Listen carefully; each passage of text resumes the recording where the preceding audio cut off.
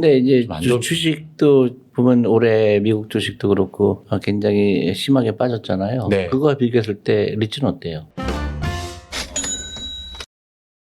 안녕하세요. 반갑습니다. 저는 메리츠 자산운용의 존리 대표입니다. 오늘은요, 많은 분들이 질문을 해주시는데요. 리츠에 대해서 궁금해 하시는 분들이 많아요. 그래서 이제 한국에서는 리츠가 태동된 지 얼마 되지 않아서 많은 분들이 특히 이제 부동산에 투자하시는 분들이 리츠 펀드에 대해서 관심이 많은 것 같아서요. 마침 우리 메리츠에서도 글로벌 리츠 펀드가 있습니다. 그래서 우리 오늘 펀드 매니저 김영석 씨를 초대했어요. 그래서 그 리츠에 관한 그런 거를 좀 배우는 시간이 됐으면 합니다. 안녕하세요. 예, 안녕하세요. 메리츠 자산운용에서 저희 글로벌 리츠 펀드 운영하고 있는 김형석이라고 합니다. 제가 이제 리츠에 관심을 갖는 이유 중에 하나가 내가 볼 때 이렇게 주식을 투자할 때 우리가 직접 투자를 하느냐 아니면 간접 투자를 하느냐 그거 중요할 것 같은데요. 그래서 주식에 투자할 때도 우리가 간접 투자 보통 이제 펀드를 투자하죠. 펀드에 투자하는 이유가 작은 돈으로 그리고 꾸준하게 투자를 함으로 인해서 분산 효과를 누릴 수가 있고 건물을 잘못 갖고 있었을 때 위험이 굉장히 크다는 생각 때문에 리츠가 더 유리하다고 보는데 특히 제가 볼 때는 과거에는 이제 부동산이 올라가게 되면 경기가 좋아지거나 보통 이제 건물들을 다 사도 그렇게 큰 위험이 없다고 생각했는데 지금은 내가 볼 때 우리 주식을 고를 때 펀더멘털이 좋은 주식을 고르는 것처럼 그게 더 굉장히 중요한 시대가 오지 않았나 싶어요. 그러니까 같은 건물을 사더라도 단순히 상가 건물은 제가 볼 때 쉽지가 않겠다. 왜냐면 세상이 변했잖아요. 그죠? 네. 그러니까 리테일 하던 것보다는 이제 되게 이제 온라인으로 쇼핑을 한다든가.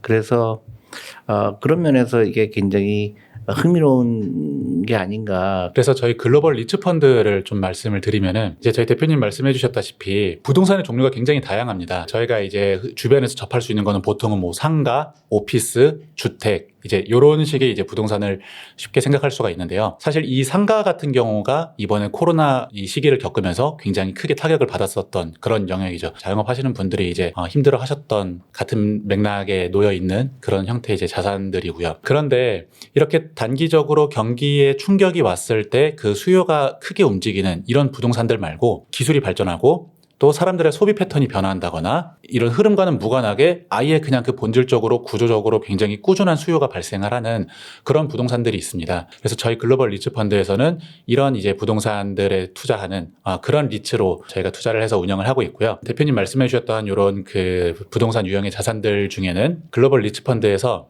가장 큰 비중으로 투자하고 있는 회사 중에 하나는 이제 그런 데이터 센터를 이제 임대하는 그런 리츠가 있습니다. 그러면은 이 데이터 센터는 이제 뭘 하는 곳이냐 하면은 기업들이 많은 양의 데이터를 처리를 하고 저장을 해야 되는데 그거를 직접 이제 기업 회사 건물 안에 이렇게 서버실도 있고 직접 관리도 하겠지만 그것만으로는 이제 부족하고 너무 돈이 많이 들어가고 그래서 그러면서 이거를 외주를 주고 거기에 이제 입주를 해서 그 데이터 센터를 활용을 하게 되는 거죠. 이런 서버실을 전문적으로 임대를 하는 그런 리츠들도 있고요. 또 말씀해 주셨던 이런 병원 리츠 그리고 의료용 R&D 전용 그런 리츠가 또 있어요. 일종의 오피스 리츠인데 오피스도 사실 저희가 생각해 보면은 코로나 겪으면서 많은 회사들이 이제 재택근무를 하고 비대면 회의를 하고 이런 식으로 오피스에 대한 의존도가 점점 낮아지게 됩니다. 그런데 이런 의료용 오피스 같은 경우에는 또 거기서 이렇게 신약을 개발하고 연구를 계속 해야 되기 때문에 어쩔 수 없이 그 오피스 공간을 계속 활용해야 되는 그런 부분들이 또 있어요. 이렇게 그 전 세계적으로 다양한 유형의 자산들이 부동산들이 또 우리가 기존에 알지 못했던 뭐 호텔이나 상가 이런 전통적인 부동산과는 다른 그런 새로운 유형의 부동산들이 또 굉장히 많이 있습니다. 그 리츠의 또 어떤 특성이라든가 그런 건 어떻게 되나요? 예를 들어 배당 같은 거 그런 경우는? 그 리츠는 이게 전 세계 나라별로는 조금씩 차이가 있기는 한데 보편적으로는 배당 가능 이익의 90% 이상을 배당을 하게 되면은 그 리츠는 이제 법인세를 면제를 받게 됩니다. 그렇기 때문에 리츠들이 보통은 이 법인세 면제를 위해서 한 해 벌어들이는 수익의 거의 대부분을 다 배당으로 지급을 합니다. 그래서 배당 수익률이 이제 일반적인 주식에 비해서는 높은 편이에요. 그래서 이 배당이 사실 그 리츠를 투자하는 굉장히 큰 장점 중에 하나가 됩니다. 그래서 저는 많은 투자가들이 관심을 가져야 될 부분이 특히 이제 부동산을 많이 갖고 계신 분들 근데 큰 돈을 들여서 특히 빚을 내서 빌딩 하나만 갖고 있었을 때 그 위험은 굉장히 크다고 보거든요. 그래서 어느 정도 부동산 투자를 하고 싶은데 그런 큰 위험을 지고 싶지는 않고 그다음에 작은 돈으로 분산 투자할 수 있는 거를 좀 고려할 필요가 좀 있다고 생각하니까 계속 그 어떤 레귤러한 그런 배당을 받을 수 있는 상품으로 굉장히 좋겠네요. 네, 맞습니다. 사실 이 부동산을 분산 투자한다라는 게 리츠의 가장 큰 장점 중에 하나이지 않을까 싶습니다. 맞아요. 한국에도 이런 그 공모 리츠가 이제 최근 한 재작년 정도부터 하나 둘씩 이렇게 상장을 하면서 이 시장이 점점 커져가고는 있는데 사실 한국 시장은 아직 굉장히 작습니다. 이 상장된 리츠들의 시가총액도 작은 편이고요. 그런데 이제 그 이 공모 리츠가 굉장히 활성화되어 있는 미국 시장 같은 경우에는 이 리츠들이 뭐 자산 유형에 따라서 다르지만은 뭐 적게는 몇십 개, 보통 한 몇백 개에서 뭐 1000개 이상까지 달하는 그런 굉장히 많은 부동산 자산들로 구성이 되어 있는 그런 리츠들이 많이 있고요. 그렇기 때문에 그 리츠 자체로도 여러 가지 부동산에 분산 투자할 수 있다라는 그런 특징이 굉장히 큽니다. 또 레귤러한 그런 인컴을 원하시는 분들한테는 굉장히 저는 좋은 방법이라고 생각이 드는데, 그리고 이제 어느 정도 이제 은퇴하시고 나서 계속 생활비가 나오시는 분들, 그런 것도 좋은 거죠. 그죠? 네, 맞습니다. 네. 수익률은 어때요? 올해 수익률은 사실 뭐 썩 좋은 편은 아닙니다. 사실은 이제 작년도 말부터 시작을 했었죠. 금리 인상에 대한 우려가 조금씩 이제 부각이 되면서 비단 뭐 리츠뿐만이 아니라 한국 주식도 그렇고 뭐 전 세계 주식들 대부분이 이제 좀 이런 좀 변동성이 그런 처해 있는 그런 상황이었었죠. 그 사실 리츠 같은 경우에는 아까 말씀드렸다시피 이 배당을 많이 지급을 하기 때문에 현금을 많이 남겨놓지를 않습니다. 그래서 리츠가 보통은 이 신용 등급이 조금은 일반 기업에 비해서 낮은 편이에요.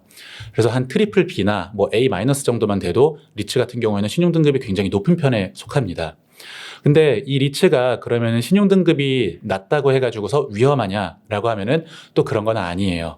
항상 이런 실물 경제에 충격이 왔을 때 그 충격은 임차인에서 먼저 발생을 하게 되고 임차인이 이제 임대료 지급 불능이 되는 그런 사태가 되었을 때 그 충격이 리츠까지 이제 전달이 되게 되는데 이런 구조 때문에 오히려 이런 경기 불황이나 이런 그 실물 경제에 충격이 왔을 때에 리츠는 오히려 내성이 더 있는 편입니다. 그런데 이제 그 금리가 이제 올라간다고 하니까 신용등급이 안 좋은 리츠는 당연히 위험할 수가 있겠네라는 막연한 우려감에 지금 최근 올해 같은 경우에는 저희 펀드도 그렇고 글로벌 리츠 시장 전체적으로 근데 이제 좀 안 좋은 주식도 보면 올해 미국 주식도 그렇고 굉장히 심하게 빠졌잖아요. 네. 그거와 비교했을 때 리츠는 어때요? 비슷하게 빠졌습니다. 비슷하게 빠졌어요? 네네. 그런데 이게 저는 그 굉장히 단기적인 조정이라고 좀 생각을 합니다. 그러니까 이자율이 올라가기 때문에 그런 단순히 이제 이자율이 올라가니까 부동산은 별로 좋지 않을 거다 이렇게 네. 생각하나요? 네. 이게 그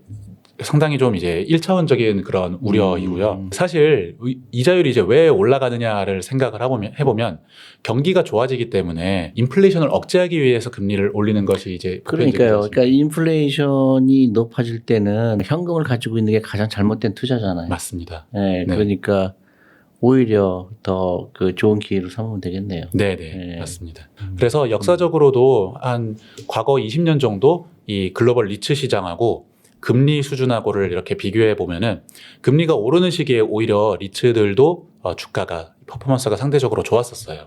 그래서 그런 부분들이 이제 경기 호전으로 인한 임대차 수요 증가를 반영을 하는 부분이고요. 알겠습니다. 그래서 그 리츠에 대한 얘기는 이제 대강 마칠 수 있을 것 같은데 더 추가할 내용은 없죠. 저희 글로벌 리츠 펀드의 이제 그 지역별 비중에 대해서 조금만 한 번 더 말씀을 드릴게요. 예. 미국 시장이 이 리츠에서도 가장 큰 시장이고 발달된 시장이다 보니까 저희 펀드도 미국 비중이 한 65% 정도 그렇게 투자를 하고 있고요. 한국에도 투자해요? 한국도 투자하고 있습니다. 아, 그래요? 네, 한국은 한 리츠에? 10% 정도 그 정도 비중인데 한국은 이제 새로운 그 이 리츠들이 계속 상장을 하고 있어서 한국 시장에서도 굉장히 앞으로도 많은 기회가 있을 것 같아요. 그래요. 리츠 시장이. 네네. 네. 그리고 또 이제 저희 글로벌 리츠 펀드 같은 경우에는 특이하게 이제 싱가포르에도 한 20% 정도 비중으로 투자를 하고 있습니다.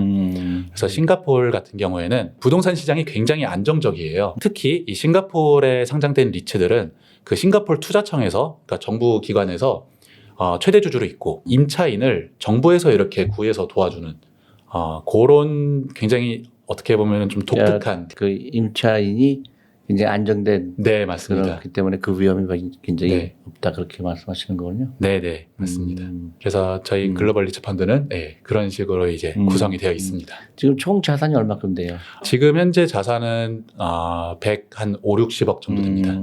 아직 시작한 지 얼마 안 됐으니까. 네, 그래서 저희가 이 리츠에 대해서 특별히 말씀드리는 이유는 우리가 이제 주식에 대부분 투자하고 있는데요. 그런 모르겠어요. 상관 지수가 얼마큼 될지 모르겠는데 만약에 부동산에 관심이 있으신 분들 직접 그 부동산에 투자하는 것보다 이런 대안이 있다는 거를 좀 알려드리고 싶어서 이런 자리를 마련했습니다. 또 다음에도 리츠라든가 뭐 다른 펀드에 대해서도 네, 다른 펀드도 또 운영하고 계시니까 네, 네. 네. 그래서 이렇게 투자가들을 직접 만나서 소통하는 거를 좀 자주 만들었으면 좋겠습니다. 그래서 네, 오늘 알겠습니다. 여러분들 그 리츠에 대한 아주 자세하게는 말씀 못 드렸지만은 이제 리츠가 어떤 거구나 하는 정도 오늘 그런 시간이 됐으면 합니다. 감사합니다. 감사합니다.